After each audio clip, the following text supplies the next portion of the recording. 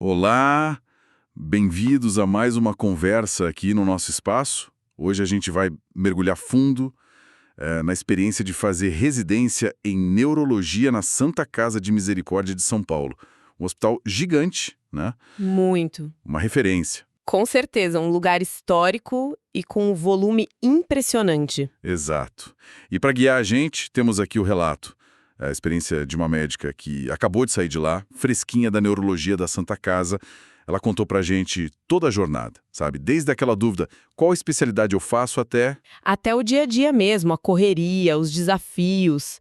E como tá o mercado agora, né? Isso. Então a ideia é essa, desvendar como é essa residência tão famosa, os perrengues, os aprendizados, o que tem de diferente lá, para quem tá pensando em neuro ou só tem curiosidade mesmo sobre a formação médica num lugar, assim, de altíssimo volume. Bom, vamos lá? Vamos sim. Então, para começar, por que neurologia? A gente sabe que rola aquele namoro com a neurocirurgia na faculdade, né? Ou pensar em clínica, UTI. Como foi para você essa escolha? Ah, esse namoro com a cirurgia, acho que quase todo mundo passa por isso, né? Mas geralmente é rápido, pra mim. Eu considerei clínica, sim, e UTI também, eu gostava da parte de procedimentos e tal, mas o clique mesmo, o que virou a chave, foi o contato com o paciente neurocrítico na UTI. Ah, entendi. O paciente mais grave ali. Isso, ali que o interesse pela neuroclínica ficou forte. Mas a decisão mesmo, bater o martelo, foi só no 6º ano. E foi, olha, confesso que foi mais emocional. Foi me imaginar feliz fazendo aquilo, sabe? No longo prazo. Que interessante isso. Não foi só o racional, tipo, mercado. Não, não. Claro que a gente pensa nisso, mas pesou mais gostar dos casos, gostar do jeito de pensar da neuro, essa interface com a medicina interna toda hora. E tinha aquela segurança de pensar, se eu errar, tudo bem, tento outra coisa. Sim, um pouco disso também. A medicina dá essas voltas, né? Mas, sendo bem sincera, naquela hora, mercado, qualidade de vida, ficou em segundo plano. Era mais sobre os valores de médica mesmo, o que eu sentia que era pra mim. Legal. Agora, falando dos desafios, neuro tem essa fama, né? Complexa, cheia de nome difícil, via pra cá, núcleo pra lá, a tal da neurofobia. Isso existe mesmo? Existe como? Tem até artigos sobre neurofobia. É real o receio que o pessoal tem. Mas sabe, eu gosto de lembrar uma história que contam do Dr. Blumenfeld. O do livro de Neuronato, aquele clássico. Esse mesmo. Dizem que ele falava que no começo ele não sabia nada. Se até ele se sentiu assim, né? Dá um alívio pra gente. Com certeza. Mas por que será que dá tanto medo assim? Acho que são várias coisas. Talvez um certo ranço, sabe? De alguns professores mais antigos que adoram um termo complicado, quase um código secreto, ficar diferenciando, sei lá, neurite óptica de neuromielite óptica para um R1 de clínica. Não ajuda, né? Só assusta. Exato. E tem a tradição dos epônimos, agora a genética explodindo com mais nomes, vira uma parede no começo, meio árido. Mas imagino que depois que você, sei lá, atravessa essa arrebentação inicial, a coisa muda. Tipo aprendendo a andar de bicicleta, no começo parece impossível, depois... É uma boa analogia. É isso mesmo. Quando você começa a mergulhar, a ver os pacientes, a conectar as coisas, percebe que dá para navegar. E é lindo. Vira uma paixão de verdade. E como foi essa navegação lá na Santa Casa? Como é a estrutura ano a ano? O R1, o primeiro ano, como é essa base clínica com um toque de neuro? Então, o R1 lá segue um modelo bem comum no Brasil. É um ano forte de clínica médica, mas já com umas diferenças importantes para a gente da neuro. A gente roda nos estágios grandes da clínica, UTI, infecto, enfermaria de clínica e UBS. O básico, né? O básico, só que com um tempo diferente em alguns lugares. Na UTI, na infecto, por exemplo, a gente fica mais tempo, tipo 1 mês e meio em cada. Porque são áreas muito importantes para neuro, né? Infecção, paciente grave. Faz sentido. E outra coisa, a gente faz menos estágio horizontal no PS. Aquele de cobrir o dia a dia, sabe? Diferente do plantão. Uhum. No lugar desses estágios, a gente roda na psiquiatria, que hoje em dia é essencial para neuro, e na fisiatria e reabilitação. E olha, a fisiatria, preciso dizer, foi uma surpresa ótima. A equipe lá é fantástica, aprendi muito mesmo, super recomendo. Que legal. E plantão, no R1? Como é a carga? É um pouco mais leve que a da clínica. Geralmente uns 3 a 5 por mês, mas noturno mesmo, no PS Central. E lá, meu amigo, a gente vê de tudo. Absolutamente tudo. Imagino. Porta aberta, né? Total. Na retaguarda, no salão, dá para dividir os casos não neuro com a clínica. Mas eu preferia ver tudo. Acho importante ter essa base clínica bem forte. Contato com hemato, por exemplo, acaba sendo mais no ambulatório de anticoagulação, que é meio junto. O R1 é para construir a base mesmo. Entendi. Alicerce forte. Aí vem o R2, que tem fama de ser a corredeira. É isso mesmo, o bicho pega... Pega bonito. Corredeira é um bom nome. O R2 é, sim, bem mais puxado. O foco vira 100% neuro, plantão aumenta bastante, vai para 5 ou 6 por mês, dão 50, 60 no ano. Fim de semana é 24 horas direto. Nossa! E tem o horário do plantão que é meio diferente. A gente entra às 17 e vai até às 7 da manhã. Às 5 da tarde? Mas por quê? Não é comum isso. Não é. Foi uma coisa que os residentes antigos bolaram e a chefia topou. A ideia é chegar mais cedo para adiantar o serviço, sabe? Ver os pacientes que ficaram pendentes, discutir os casos mais enrolados antes do diarista chegar às 7 horas. Ajuda a organizar a noite e o dia seguinte. Funciona bem, na verdade. A neuro tá lá no PS 24/7. Entendi. Otimizar o fluxo. E o volume de casos? É tão alto quanto dizem? É absurdo.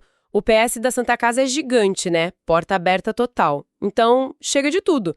Tem o BIP EVC, BIP mielite, vários BIPs para emergências. Não é nada raro você ter, 18 pacientes neuro sob sua responsabilidade no PS ao mesmo tempo. 18? Meu Deus! E a variedade é surreal. Muito AVC, claro, isquêmico, hemorrágico, mas também muito surto de doença desmielinizante, tipo esclerose múltipla, que até parece que tem época do ano que dá mais surto, é curioso. Neuroinfecção, então, nossa, meningite de todo tipo, tuberculose no cérebro, coisa em paciente com HIV, até malária cerebral, a gente já viu. Malária cerebral. Caramba. Pois é. O fascinante é isso, essa diversidade que só um PS assim te dá. Imagina o estresse, na hora, a pressão. Mas olhando para trás, essa pancada de caso diferente deve ser incrível para a formação, não? Ocorre o risco de atropelar um pouco a quantidade pela qualidade. É exatamente isso. Na hora o estresse é gigante, não vou mentir. Mas depois todo mundo fala que valeu a pena. Os R3 até falam com uma certa saudade dessa adrenalina do PS. Você vê coisa que talvez nunca mais veja. Sobre atropelar, é um equilíbrio, né? A velocidade te força a pensar rápido, reconhecer padrão. Mas depois tem a discussão com os chefes, os estágios mais teóricos para aprofundar. Certo. E o R2 é só PS e plantão? Não. Além dos plantões e da rotação horizontal no PS, a gente tem 2 meses de enfermaria de neuro. Aí a gente acompanha quem internou pelo PS, inclusive quem vai para UTI geral, a gente não tem UTI neuro específica lá, então a neuro entra como interconsulta na UTI geral. E tem uma coisa muito boa no R2, os ambulatórios semanais fixos. Cada residente ficou o ano todo com os mesmos ambulatórios. Nervos periféricos, neuroinfecto, epilepsia, cefaleia, um que chama manifestações neurológicas de doenças sistêmicas, que é tipo um neuro geral para casos mais complexos, sabe? E medicina do sono. Ah, legal esse modelo. Você acompanha o paciente mesmo. Exato. Você vê o paciente várias vezes, acompanha a evolução. Isso é muito rico. Nossa, esse R2 parece exigir um preparo fora de série para aguentar essa pressão toda e ainda conseguir aprender. A base tem que estar muito boa. Totalmente. E olha, falando sério em preparação, para quem tá na faculdade agora, sonhando com uma residência concorrida assim, num lugar como a Santa Casa, O preparo faz toda a diferença do mundo. Se você é estudante e quer se preparar de verdade, entra agora em medicoub.com.br, baixa o app e aproveita o maior banco de questões do Brasil com provas anteriores de todas as instituições, questões comentadas, resumos práticos, aulas completas e flashcards prontos para revisar onde quiser. Boa dica. Uma base sólida é o começo de tudo. Mas voltando para a residência, depois dessa corredeira do R2, o R3 dá uma aliviada, é mais tranquilo? Bem mais tranquilo. A maior mudança que já faz uma diferença enorme é não ter mais plantão noturno. Isso fica só pro R2. Só isso já te dá outro fôlego, né? Imagino. Libera tempo, energia. Muita. O foco do R3 é lapidar mesmo. Aprofundar nas coisas mais raras, nos diagnósticos diferenciais mais finos, naqueles 5%, 10% dos casos que fogem do padrão. E como isso acontece na prática? Quais estágios? A gente roda em subespecialidades. Neurotorrino, neurooftalmo, que é super importante para entender vertigem na emergência. Neuroradiologia, que a interação com a rádio lá é muito boa, aprendi demais. Tem neuropediatria também. O senhor falou que gostou bastante, né? Adorei. Foi uma surpresa muito positiva. Quase me fez pensar em seguir para a área, sério mesmo. E tem eletroneuromiografia também, para aprender o básico do exame. E estágio fora? Tem? Tem sim. 1 mês na Unifesp em neurogeral e ataxias. Foi ótimo também. E na R3, a gente assume mais a bronca da enfermaria, claro, sempre com supervisão dos chefes, e os ambulatórios fixos continuam. Isso reforça muito aquela coisa da longitudinalidade que eu falei. No ambulatório de neuroimuno, por exemplo, você acompanha o mesmo paciente por 8, 10 meses, às vezes mais. Nossa, isso deve ser muito marcante. Ver o paciente chegar mal, você trata, acompanha melhor, cria um vínculo, né? Queria muito. É muito gratificante ver essa evolução. Lembro de vários pacientes que peguei no PS numa noite daquelas e depois reencontrei meses depois no ambulatório, bem, voltando para a vida, principalmente neuroimuno, com muito paciente jovem com esclerose múltipla. As histórias são fortes, o vínculo fica bem legal. Olhando para a residência como um todo, altos e baixos, o que mais te marcou positivamente e o que foi, digamos, menos legal? Enfermaria sempre foram um ponto alto para mim. Sentia que ali eu usava mais o raciocínio, a pressão me fazia render. E a neuropediatria, como eu disse, foi uma surpresa muito boa. E o que você curtiu menos? Talvez no R1, o ambulatório geral de clínica. Entendo que é importante, mas eu já queria estar vendo coisa mais específica da neuro. E no R2 e R3, apesar de saber da importância e ter casos super interessantes, o ambulatório de vascular de AVC não era meu preferido. Você gosta mais do agudo, né? Exato. A fase aguda do AVC no PS me atrai mais. Mas teve um caso legal nesse ambulatório. Um nadador profissional, jovem, que teve um AVC por FOP, o forame oval patente. Aquela comunicação no coração, isso. O dele era de baixo risco, mas por causa do esforço físico, provavelmente foi a causa. A gente indicou fechar o FOP e ele voltou a nadar. Casos assim são legais, mas o dia a dia do ambulatório de AVC crônico me atraía um pouco menos. Entendi.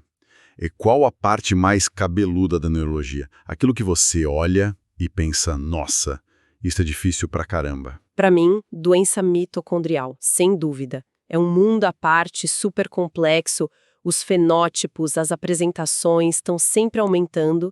Diagnosticar fora daqueles quadros clássicos tipo MELAS, MERF, nossa, é muito difícil. Muitas vezes é uma doença muscular com, sei lá, diabetes, surdez, problema no coração. Só suspeitar já é um parto. Um exemplo? Tivemos um caso recente de um bebê recém-nascido que começou com crise epilética sem parar no 2º dia de vida, umas alterações metabólicas estranhas. Primeiro pensaram em sepse. Só depois, com painel genético, viram que era uma mutação no gene POLG de doença mitocondrial grave. É outro nível de complexidade. Uau! E além do conteúdo em si, tem outro desafio grande. Comunicação, com certeza. Saber se comunicar bem com as outras especialidades é crucial. O neuro precisa descrever o que está vendo de um jeito que o clínico e o intensivista entendam, sem aquele jargão que só confunde. Tipo, em vez de só falar nistagmo multidirecional, descrever como o olho está mexendo. E o contrário também. O colega de outra área precisa passar o caso de forma clara, sem tentar dar diagnóstico neurológico que pode estar errado. Isso levanta uma questão importante, né? A gente precisa falar a mesma língua na medicina. Fundamental. E aí? Acabou a residência. E agora? Como é o mercado para quem sai da Santa Casa? Como é o começo da carreira em São Paulo? O que tudo isso significa na prática para o bolso, para o dia a dia? Olha, em São Paulo capital, a impressão que dá é que fazer um fellowship, uma subespecialização, ajuda bastante. Para se diferenciar, para conseguir paciente, que ainda rola muito no boca a boca, indicação de colega, a comunidade neuro aqui, apesar de grande, é meio conectada, sabe? Nos hospitais grandes, no meio acadêmico. Ter um foco e conhecer as pessoas certas abre portas. E as opções de trabalho logo de cara? Consultório, plantão? Isso. O consultório particular geralmente começa devagar, né? Até formar a clientela. E tem os plantões. O valor da hora do plantão de neuro, muitas vezes, é parecido com o de clínico geral recém-formado. Mas o tipo de trabalho pode ser diferente, às vezes mais tranquilo, entre aspas. Ficar de sobreaviso para AVC ou fazer visita em enfermaria, que paga por visita e costuma ser interessante. E dá para ter uma ideia de renda inicial para quem está começando. Tentando dar uma estimativa. Para quem topa trabalhar uma carga horária normal para médico, umas 40, 60 horas por semana, misturando consultório, plantão, visita, acho que é realista pensar numa faixa de uns 30, 40 mil reais por mês. Mas isso varia muito, claro. Entendi.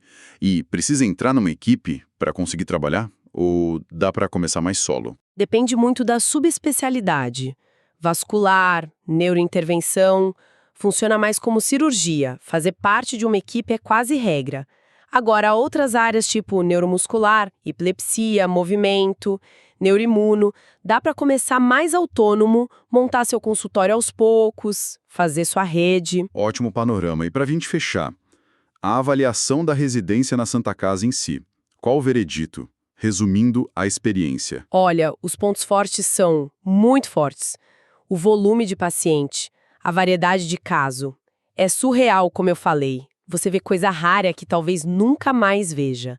O aprendizado é muito na prática, mão na massa total. Isso te deixa muito seguro depois. A formação é, como dizem, cravada a ferro. Cria casca, né? Muita. Gera uma resiliência, uma confiança para trabalhar em qualquer lugar.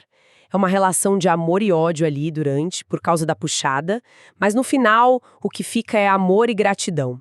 Pela formação técnica e humana. E os pontos de atenção? O que precisa ter em mente? Que é muito, muito puxado. Exige dedicação total, estudo constante, muita noite sem dormir. Às vezes, principalmente no R2, falta tempo para estudar tudo com a calma que a gente gostaria. O R3 ajuda a compensar isso um pouco, dá mais respiro. Mas o saldo final, pelo que você diz, é super positivo. Forma um neuro muito bem preparada. Extremamente positivo, sai de lá muito bem formado, sim. E para a gente terminar, qual o recado para quem está pensando em fazer neuro? Aquele estudante que está com medo da neurofobia, da intensidade. O recado é, não tenha medo. Se em algum momento bateu aquela curiosidade, aquele interesse em entender o cérebro, o sistema nervoso, segue essa intuição. É uma área maravilhosa que não para de mudar, de ter descobertas. E a comunidade é muito legal, você nunca está sozinho. Sempre tem com quem discutir um caso, compartilhar uma dúvida. E vale a pena o esforço. Vale. É desafiador. Muito. Vai exigir demais. Mas para quem gosta, para quem tem paixão, a recompensa é enorme. Intelectual, humana, vale muito a pena, de verdade. Excelente. E para quem acompanhou a gente até aqui, fica uma reflexão final. Com a neurologia ficando cada vez mais complexa, pedindo subespecialização e, ao mesmo tempo, essa formação intensa mostrando o valor de uma base clínica ampla. Como achar o equilíbrio? Como ser um super especialista no seu nicho e, ao mesmo tempo, manter essa visão geral, essa capacidade de conversar com todas as outras áreas da medicina. Fica aí para a gente pensar. Muito obrigado pela companhia nessa conversa. Até a próxima.